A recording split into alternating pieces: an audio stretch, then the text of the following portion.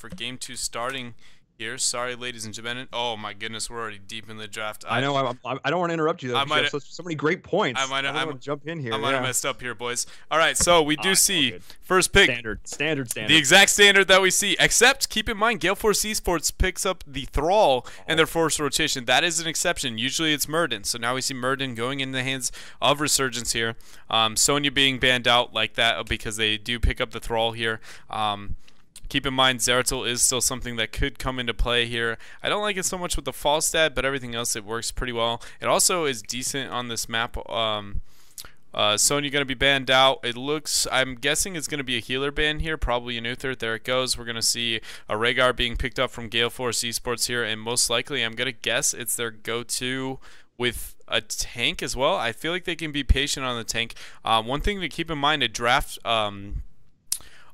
strategy that you don't see that much out of North America or even really Europe, but the Asian scene's very good at it, is they are willing to pick up their tank here, even though they don't need to, because they very much want to hide their last pick.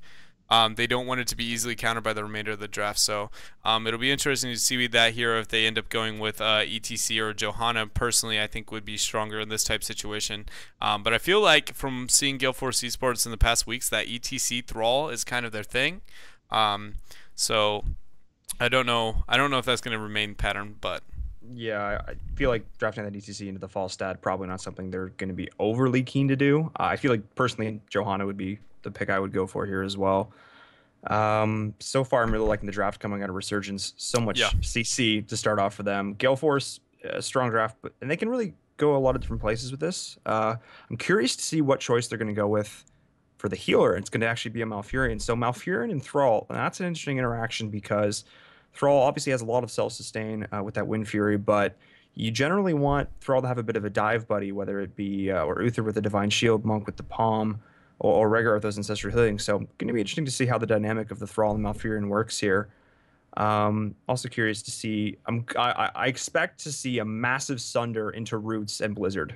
That would be, I think, a bit of the wombo they're probably going to be looking for here. To disengage from Resurgence, I think, is going to be key. And a Sylvanas. First time of the night, we're going to seal Sylvanas, so throw a Wailing Arrow on that wombo combo, and we've got a good time coming out here for GaleForce Esports. I really like the Sylvanas pick. I don't totally dislike the Malfurion pick with the new changes to him. I think he does become better as a partner for Thrall. I think it just means that the Thrall needs to be a little bit more patient in decision making. But honestly, I like it as a deny pick more than I like it as a synergy, and I think that was the purpose here. Think about this comp right now if Resurgence was to actually have a Malfurion and just one other damage dealer that just... It doesn't matter. Just like having Malfurion in this type of situation, their comp would just become godlike. So I do like that deny pick there coming out from them. The Sylvanas, I've always been a fan of Sylvanas. I think she does struggle a little bit, especially against double tanks, because their damage is kind of like burst pokey.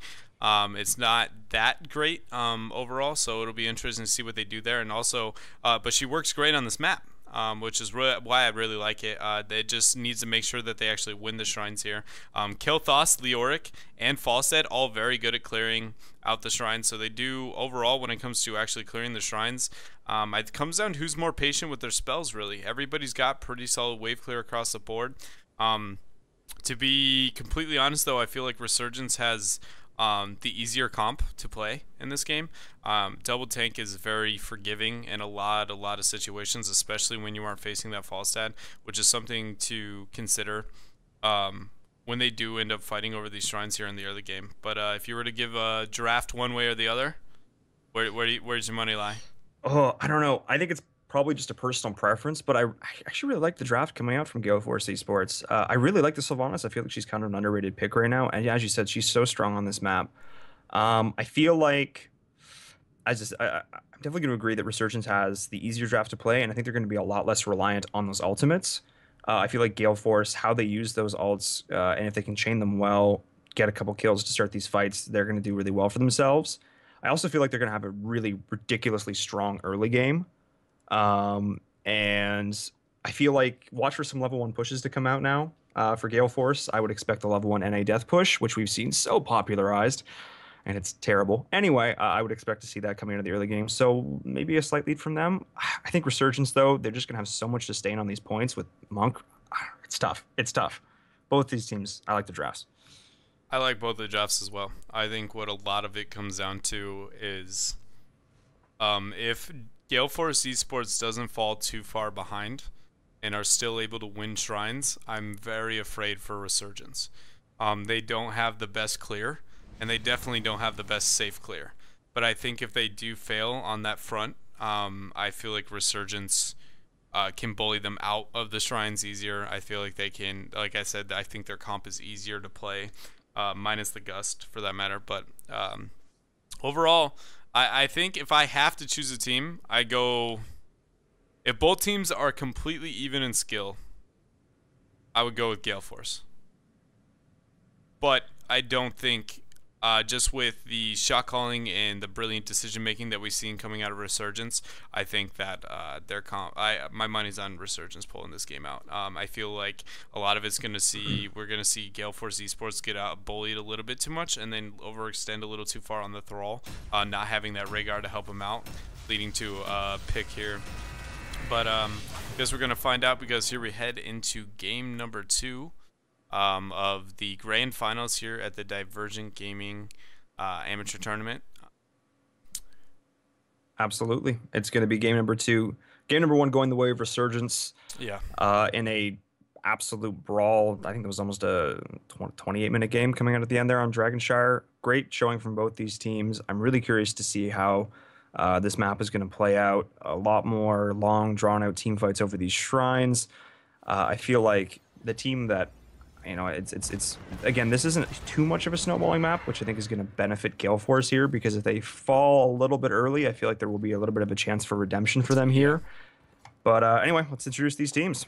Here on we have Resurgence on the blue trunks here. Shot going to be on that Kel'Thas, who's been playing absolutely phenomenal today. Skull Kid, as well. Both of those, actually a lot of Resurgence's teams just stands out today. Killick on the false head once again.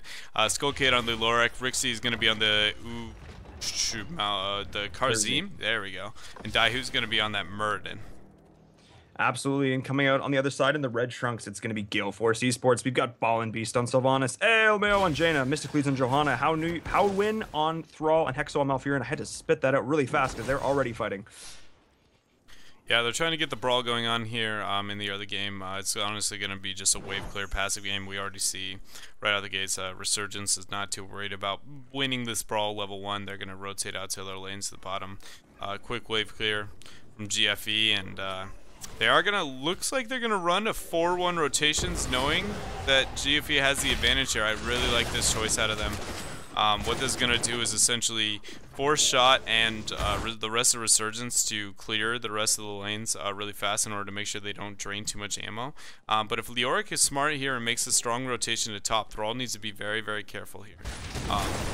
On GaleForce Esports. There they go. They take out this front wall. It looks like Leoric's going to soak this lane, and I'd really like to see him make an aggressive rotation top directly after this.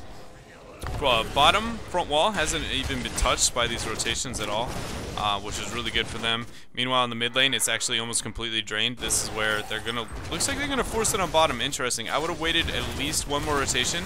They're too dependent on the W coming out from Sylvanas here, the dagger to disable everything with your poison, rather than on mid lane. You don't have to depend on that on this next Lyra, so let's see if they end up doing that.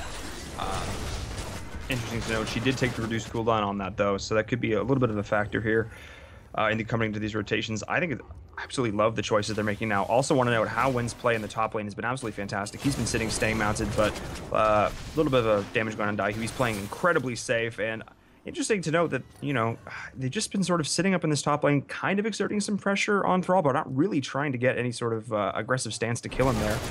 And I find it's interesting that GaleForce is just absolutely manhandling the start of this game. They're going to get level 4 going to this next shrine fight, and Skull Kid's a little bit out of position. I think they put too much prioritization on that. They overcommitted 5-man rotations to get level 4 while giving up 14. Meanwhile, Falstad is still in the top lane trying to respond to that XP gap, so I guess it is going to pay out there. Jaina getting a little bit of poke on them. Good damage onto shot there. Ball and Beast getting poked down low, but it's not going to be too much. Keep in mind, Rampant Growth was picked up here at level 4 from the Malfurion to synergize a little bit with that Thrall. Is getting poked down a lot here.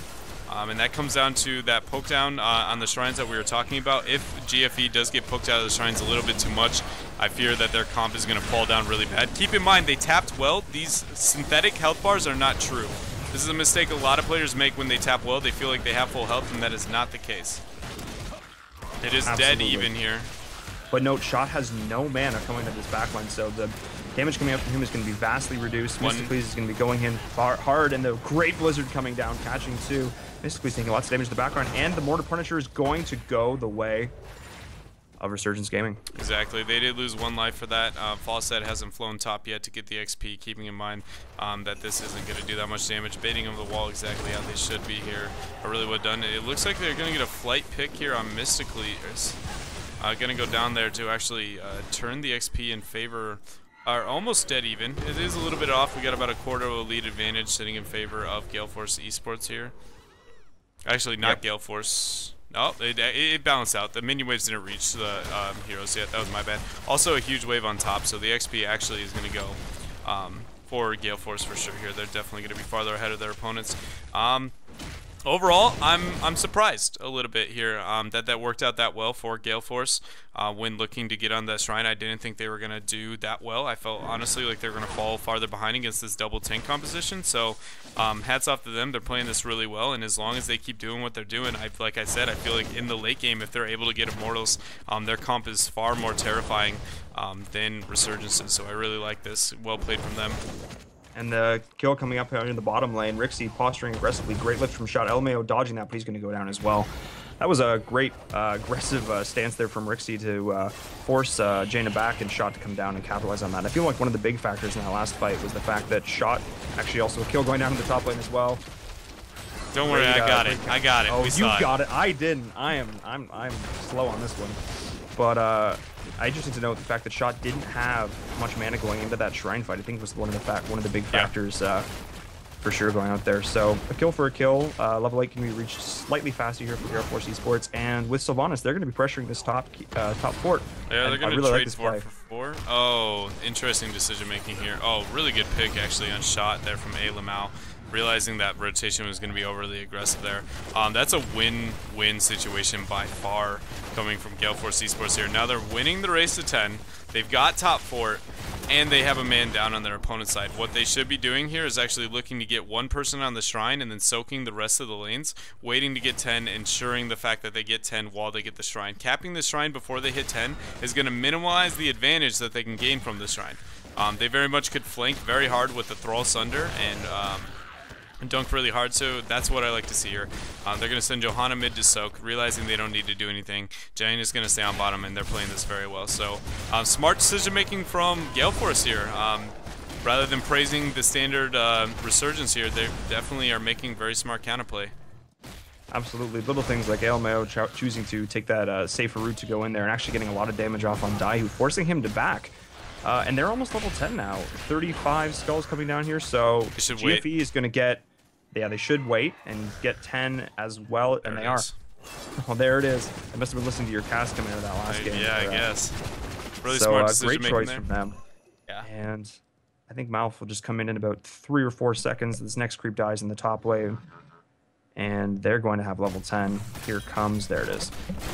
So great decision making coming from GaleForce Esports. They're going to be pushing in. They've already taken down this fort. They're going to be pushing with this Punisher. It's arcane. It's going to hurt. They've got level 10. Level 10 going to be coming out though. Good job from Resurgence to counter soak here and get also their respective level 10s. But so the most important thing to watch here is number 1, make sure this gets baited over the wall. It will get baited over the wall. Shot will show himself right now. There it goes. That was absolutely crucial. Now the next most important thing is make sure. Oh, beautiful blessed shield engaged. Yeah, make sure that doesn't happen. This is going to be a keep here. This is a 7-minute keep from GaleForce Esports. That Sylvanas pick, man, really paying off here with this Immortal. They might end up getting another pick there. Daihu got a lot of damage. Root coming out a little too late, sadly. But what I was going to say is that they don't overextend. That's something a lot of players don't need to worry about, especially with Sylva on your team in the early game Immortals. If you overextend a little bit too long, take too much poke here from Kael'thas, I fear we might see later in the game, if they do take too much chain bomb damage and overextend, a gust after flight behind your opponents is absolutely just terrorizing for your opponents in that type of situation. And they have a comp that can actually do that to you, especially with the Entomb. Stay a little too long, Entomb, chain bomb, you try and run away, boom, a gust in the whole team. So That was one thing I wanted to note, and we might see later in the future. But right now, GaleForce Esports making the smart choice, winning the race to 13 here. They are going to be pushing on this bottom pro wall. They are going to get a Merc camp as well. This is going to be a free fort for them. We might see a rotation here. There it is. Beautiful Entomb. No ice block yet. Remember, 13 isn't hit. Neither team has it, but they didn't have the damage with them yet. Gus, beautiful isolation. Trank is going to come out. Hexo going down. This might be a team fight that they can actually win here. Beautiful decision making coming out from Resurgence here, taking the fight before 13 hits. They know this is one of the few moments they're going to have an even fight, and they took it. They do end up able to trade one kill back there, but that was a fantastic job. That two-man Entomb was coming up from Leoric. Definitely sealed the deal in that. Rexy taking lots of damage, and the Return Sunder just didn't quite do enough to keep this Malfurion alive. So very good Entomb coming down, and they knowing exactly they're at this point where they have to fight before 13. They took what little advantage they could and actually managed to come back. They got almost half a level from that. Keep in mind, now that 13 has been achieved, there's actually no awesome target. There are good targets, but there is no outstanding target to be entombed. You have Ice Block, Ice Block. Johanna is very difficult to deal with if you entomb. Thrall can counter with Sunder, and Sylvanas can knee over the wall. So that is one thing to keep in mind with the entomb. It will still definitely gain value because all those situations are not optimal and you can get picks elsewhere. But the survivability rate and the targets that go on is going to be changed severely now. Shot barely surviving. Blessed Shield coming out a little bit late. He will end up getting away here shot, so now they're an ult down while it's both talents here, 13 for both teams. So this is where we're going to see Resurgence knows they're down at ult, and Chain Bomb has been achieved. They're going to force. There you go, Daihu knows it. He just hard engages a little bit too far possibly. Great Palm coming out there to save him. Howwind's actually going to fall in the back line off that. Mystically's bringing the Chain Bomb back to his team. Daihu's actually going to fall. Hexo getting away barely, but there's the Chain Bomb. Ball and Beast, and no, that was a very late Trank. Did that just come off cooldown? I don't know. I don't remember if Trank was... I don't think so. I don't think Trank just came off cooldown. So very late Trank in that fight, and Skull Kid's going to force them out here. He's just going to walk back. He's got hardened bombs. Hardened bones. He doesn't care. The Chain Bomb's going to be clearing that up. And overall, very good fight. Almost a turn coming out from GaleForce, but they just couldn't quite capitalize. Yeah, and again, that was really good from Daihu there. He realized his team had the advantage and was trying to force it as hard as he could there. They are definitely down. GaleForce Esports here are definitely down a lot of the, or up on the gems, but they are now spawning. They might be able to pick off 8 here. As long as Sylvanas, Thrall, and Jaina use their DPS with Johanna here. Johanna not going to move up for that free W. Beautiful Entomb going to come out. The Gust to isolate the targets. We see the combo once more. Beautiful silencing arrow. Great counter. It hits 4-man. Johanna going in. Kid's actually going to fall. There he goes. John Cena coming away. Okay, this is absolutely Esports. crucial. If this John Cena does leap and they confirm another kill, they're going to use Sylvanas to disable it here. It's not going to happen here. All right. I figured they were going to stagger even more and more deaths, so really good job from GaleForce Esports there. I'm really not sure that I felt the point of the Gust there. I feel like they caught 2 in the Entomb, and the Gust was just sort of an afterthought, something he felt like you should have done there, but it actually didn't get much value for them, and they actually weren't able to really follow up with the damage there, so the combo went off, but I actually didn't feel all that overwhelmed by it, to be honest. I feel like the reasoning for that is because if you look at where the Entomb actually happened, over here in the middle, it happened around where there's 2 walls and very little place to actually push your opponent away. Right, so what ended up happening is he lightly CC'd them a little bit rather than actually moving them away from the team. So I agree, it wasn't unimpactful, but I think just by habit, when he sees the Entomb, he naturally wants to. Here's the deep fight. There's the good Gust. E is going to happen for Sylvanas to escape. Great counter Sunder. Trank perfectly timed here in this situation. And this looks like it's going to be a counter team fight, possibly. Double ice block there stacked up. Really nice. And Kel'Thas is probably going to go down. The Divine Palm already popping on him, but Jane is taking a lot of damage as well. Great job to Killick in the backline. Mystically is going to chase him up, though. But there's still quite a lot of health here coming out of the side of GaleForce, and great job. The D is going to pop on Johanna, and I don't think... Yes! Wow, they're actually going to pick up that last kill, so fantastic job turning that for GaleForce Esports. And they're going to look for a keep here.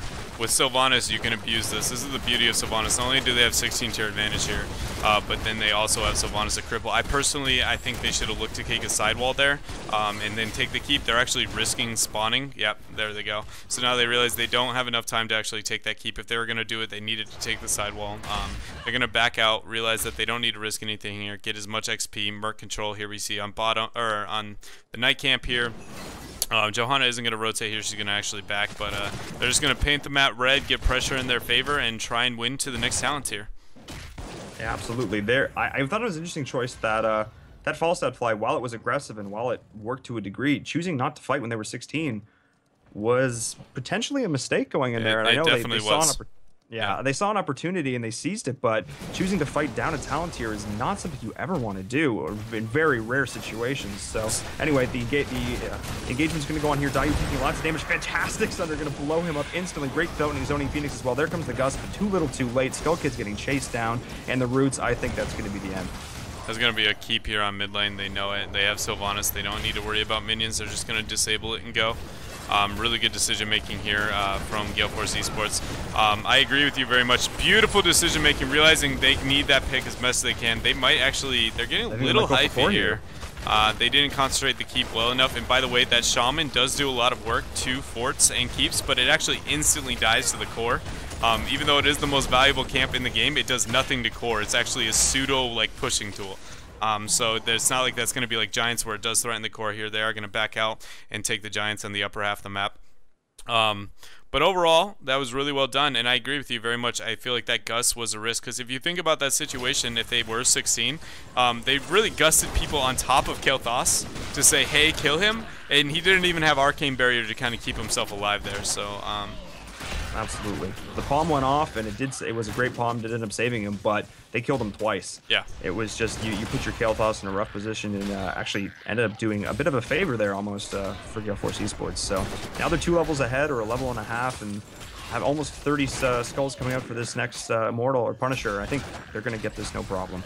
Here comes the deep E. He's going to look to entomb somebody here. He does go with the Thrall, like I said. But he gets a beautiful Gust to isolate the targets. The silencing arrow comes out a little bit late, but Killick is actually going to go down for that. This is going to be a winning fight for GaleForce Esports. Wall Tranquility's pop already having one down. Johanna chasing the other 2 targets here. She will be totally fine. And what this is going to be, I really hope somebody caps these 5 right now to maximize the death timers. Mysticleads, though, to get a die. But yes, someone should be turning around in this back line, but they're just going to fall up. And Hexo, I think, and Mysticleads are going to go up for that, while LMAO and Ball and Beast are going to push out this top lane. I feel like... what they're going to do is they're going to go for bottom keep. They can't win off core in this situation unless they get picks. So they either need to look for the picks or they're going to take bottom keep. They look like they want core, and I feel like this is a risk. Absolutely. Leoric's up in 10 seconds on the fall stat, so yeah, I don't think they can do this right now. If they don't get a pick, they can't. And they're sort of floundering here. They're not quite sure what they want to do.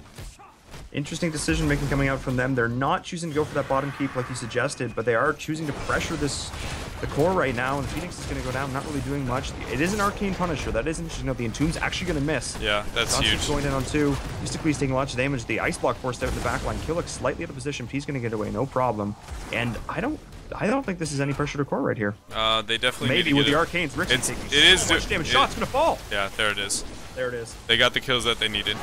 Naturally, that Immortal would do a little bit of work to the core. I guess they would do a decent amount of damage, but if they didn't get a pick there, I don't think that they could have fully committed to that with Gust being on the opposing team. So they do get the pick they need, and here we go. We're going to move on to Game 3 between GaleForce Esports and Resurgence, going 1 for 1. MVP pick of that draft was... You have an opinion? Wailing Arrows. I think Sylvanas was 100%. It provided a counter engage to the hyper engaging composition that they wanted with the Entomb Gust style play, but then also providing the disables to help with their sieging and rotations. Personally, I feel like that's a pick that I feel like GaleForce has done well with in the past when I've been casting their games. So I was really glad to see that come out from them. But really great game. Just note that last pick up on shot was pure Arcane. It was all the Arcane? It was pure Arcane. He stood in that, and as in Diablo 3, if you stand in that, you just die. So, John Cena MVP? No. The Sylvanas play was absolutely fantastic there. Ball and Beast, those counter Wailing Arrows on the backs of the Entombs, absolutely phenomenal. Skullkid did a great job with those engages, but in really only one instance were they able to fully capitalize on it. Mm-hmm. And I feel like trying to go for that, that Gust and Tomb combo is not overly working out for them in this case. Yeah, no, I agree with you very much. And they already actually are getting really quick into this next lobby. It looks like they're going to want to hustle into this next game. There's the draft link for you. But I do think the Sylvanas pick enabled them to capitalize very heavily on their advantages. I would like to see that game play out if there wasn't a pick onto shot there by the Arcane. I do not know if the Immortal at 15 minutes could do enough damage without that kill, especially with Gust. But I mean, hey, they took the call. They had the confidence in their play, and I mean, they acted on it. So shout out to GaleForce making it to game number 3 here with a really nice draft. Like I said, I feel like they did win the draft. I feel like it's just the harder comp overall, and they definitely played it very well. So I was surprised they didn't lose the early game shrines. That was something I was worried about with their composition, is that they might struggle capping the early game shrines. But between Johanna and Jaina, they were able to cap enough of the Immortal to not really worry about it.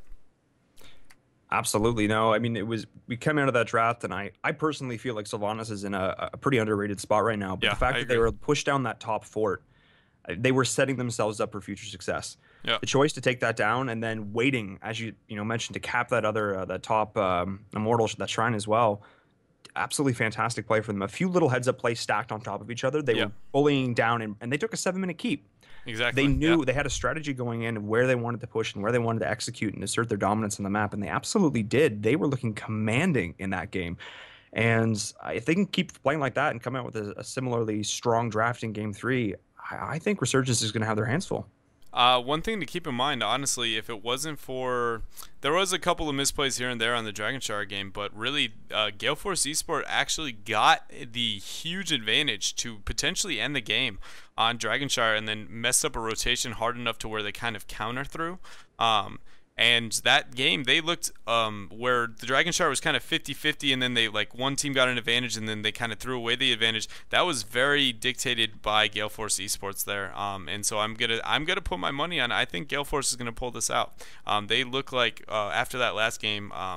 But at the same time, the Sylvanas might have been a surprise pick that